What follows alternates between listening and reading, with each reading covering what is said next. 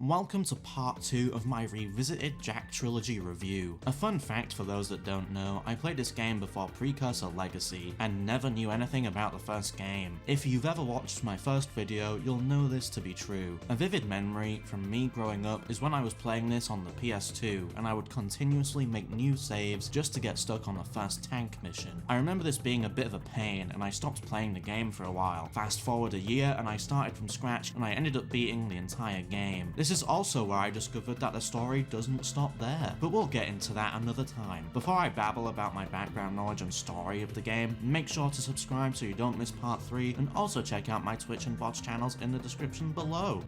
Like the previous game, this game was developed by Naughty Dog and published by Sony. The PS2 releases are dated back to 2003 and later got re-released on PS3 in 2012 and then on the PS4 platform in 2017.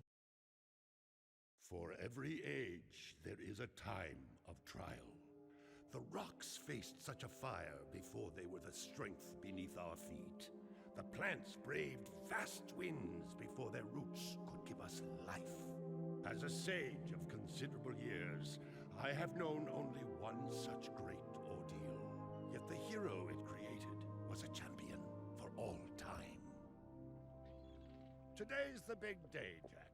I hope you are prepared for whatever happens. I think I figured out most of this machine. It interacts somehow with that large precursor ring. I just hope we didn't break anything moving it here to the lab. Easy for you to say. We did all the heavy lifting. Daxter, don't touch anything! Though the precursors vanished long ago, the artifacts they left behind can still do great harm. Or great good, if you figure out how to use them. I've had some experience with such things. I know you can make it work. Looks like Jak still got the mojo. Interesting. It appears to be reading out some preset coordinates. Wow,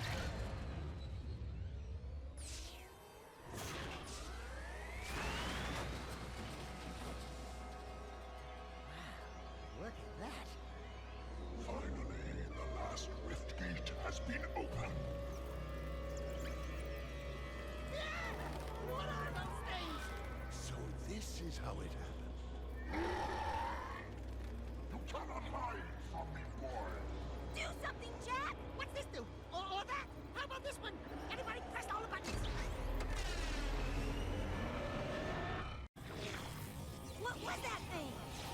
Hang on, everyone!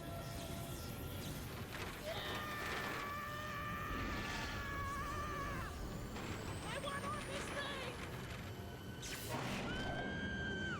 Find yourself, Jak!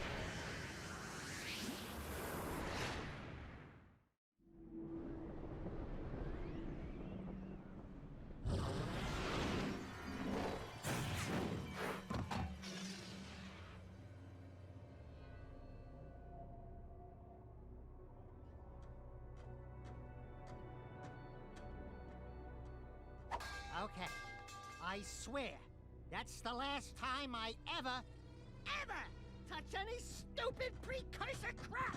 There he is. Move in. Step away from the animal. Ah! Forget the rat. The Baron wants him. We've been waiting for you. Don't worry, Jak. I'll save you before you know it.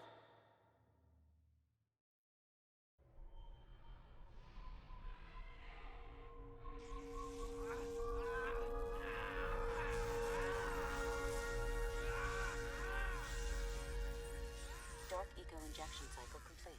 Bio readings nominal and unchanged. Nothing. I was informed that this one might be different. He is surprisingly resistant to your experiments, Baron Praxis. I fear the Dark Warrior program has failed. You should at least be dead with all the dark eco I've pumped into you. What now?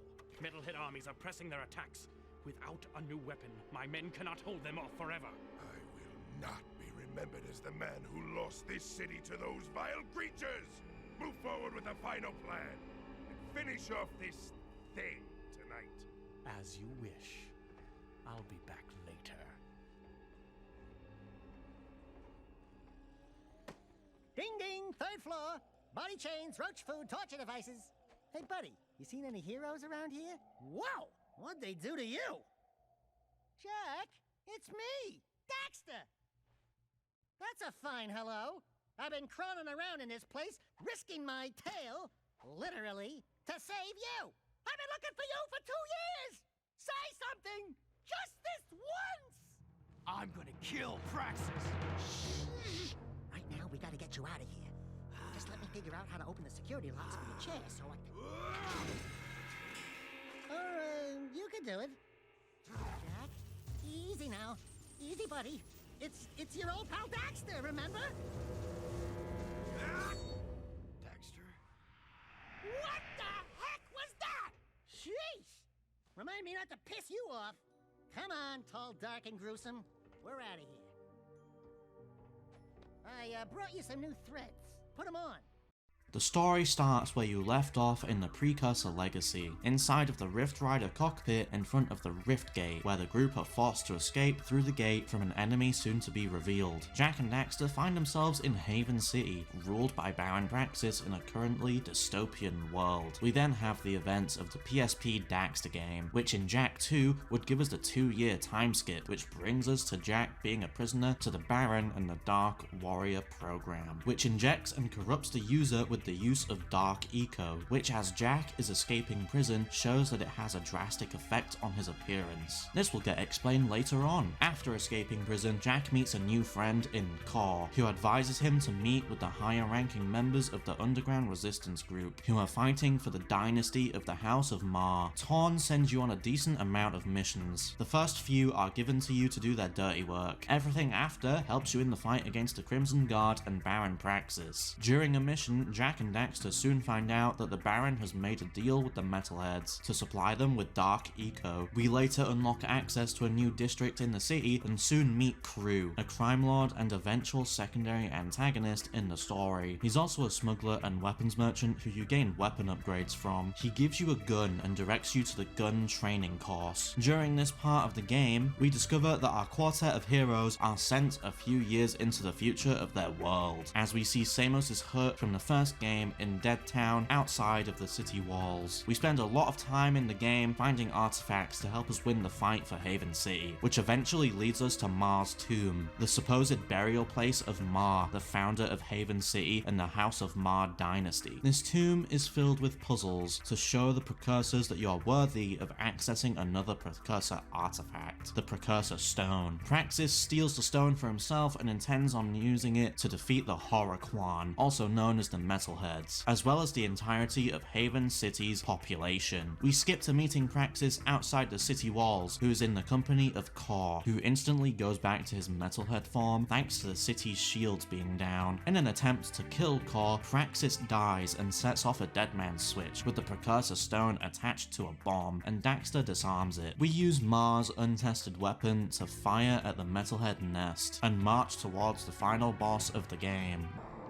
Finally, you've decided to join us, and you brought the Precursor Stone. Good. The boy will now play his final part. Not this time. Oh, but this child is such a part of this. Such a part of you. Don't you recognize him? The boy is you, Jak. And this place, this is where you began. In the future. But how? You were hidden in the past on the hope that you would gain the skills to face me today. But Onin was wrong. Now that you've been altered with Dark Eco, the stone will never open for you. Your younger self, however, still has the pure gift. He alone can awaken the stone and the precursor entity which sleeps inside. This stone is a precursor? The last precursor egg. Ma was clever. He covered his tracks well through time, hiding his last egg from me and building the shield and city to defend it. It has been a long siege, but today I will finally feed on the last precursor life force. I think you're forgetting one little thing, Metalomaniac. We've got the Precursor Stone. Not for long.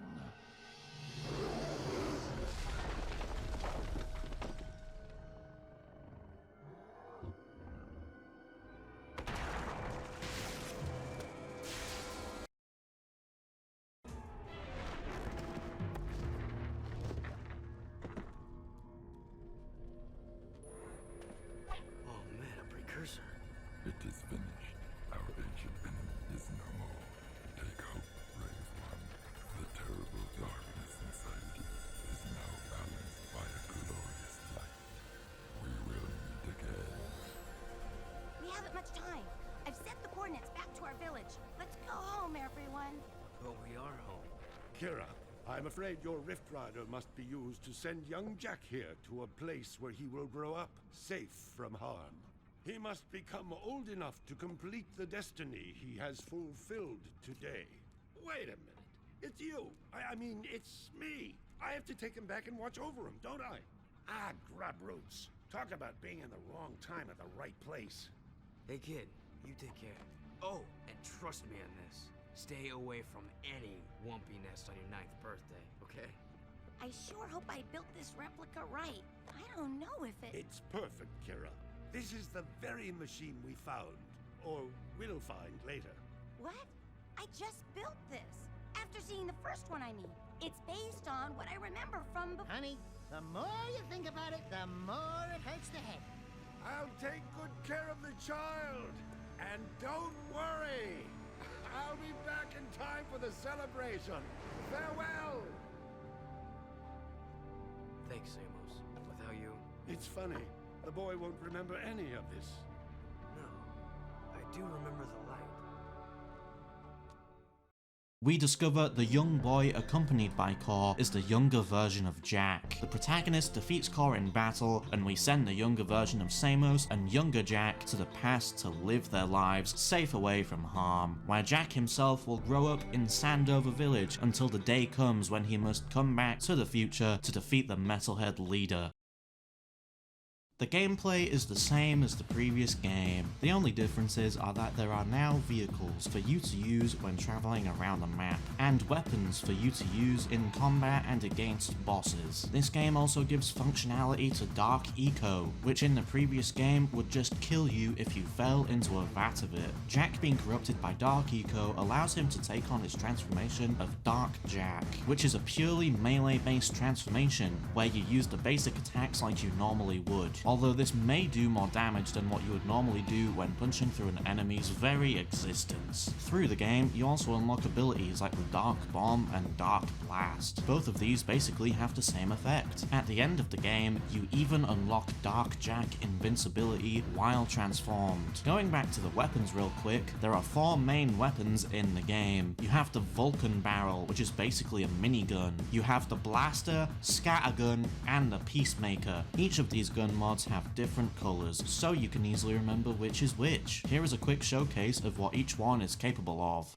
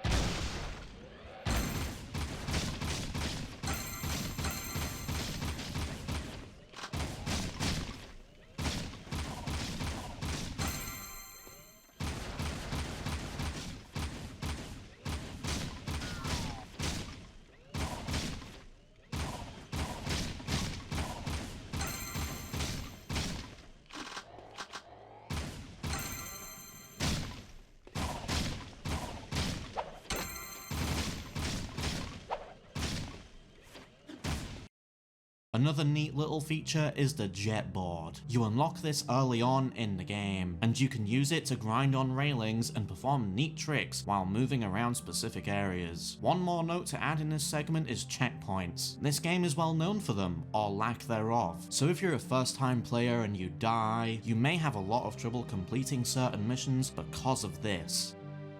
So how do I feel about this semi-difficult addition to the Jak trilogy? Well, I definitely have a lot of positive feelings towards it. As like with the rest of the entries in the trilogy, it's genuinely really fun with some nice features and challenges. My nostalgia for this game mostly lies in the beginning of the game, since, as previously stated, I was unable to make it past one of the first missions for quite some time. I eventually got around to beating the game, and it was honestly so much fun. This game still remains one of the better parts of the trilogy even decades later. I also can't wait to see OpenGo make the Jak 2 PC port a reality. As this game is already better than the original Precursor Legacy game, I give this game a solid 8.5 out of 10, as I genuinely believe it's worth playing and you may like the challenge and the story that the game provides.